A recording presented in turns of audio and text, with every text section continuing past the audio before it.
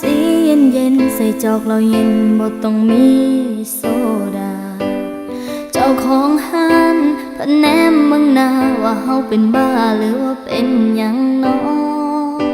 แล้วเพิ่นบ่ฮู้ว่าเฮาเจ็บกะดอกสิบอกอีแม่อีพ่อก็อยากอา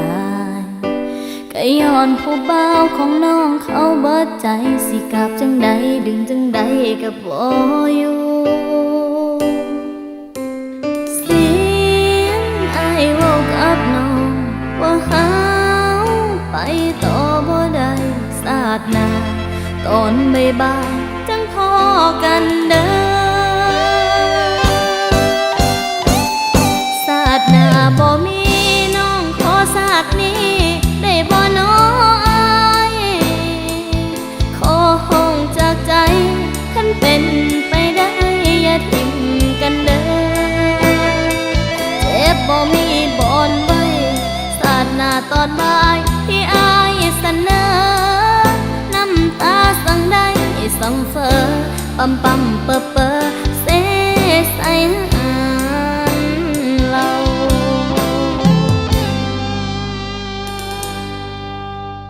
ขอน้ำแข็งก้อนสีเย็นเย็นใส่จอกเราเย็นบ่ต้องมีโซ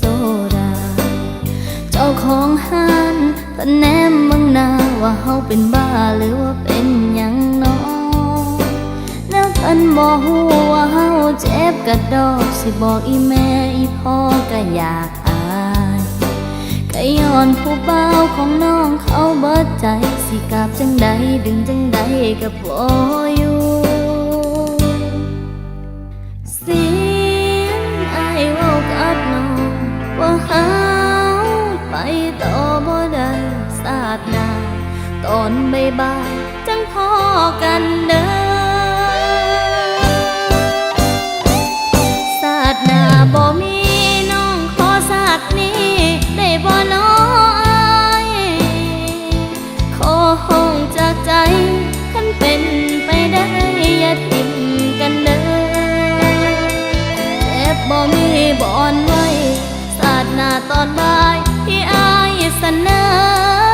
น้ำตาสั่งได้สั่งเฟอปั๊มปั๊มเปอเปอเสใส่หานเรา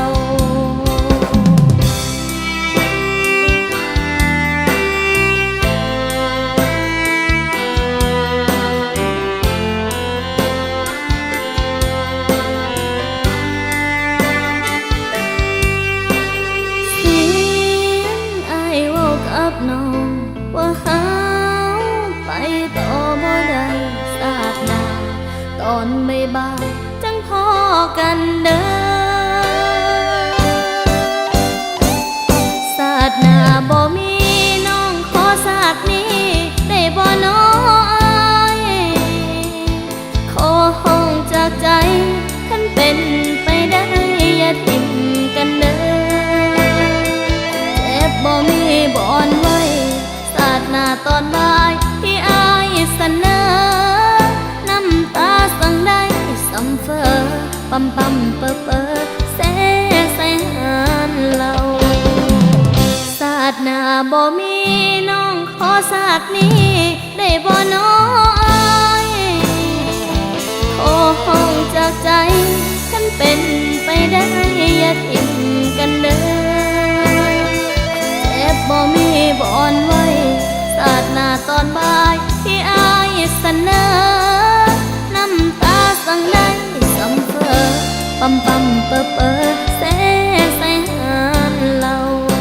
มื้อนี้สองคนกับเงาเบิดคำสิเว้า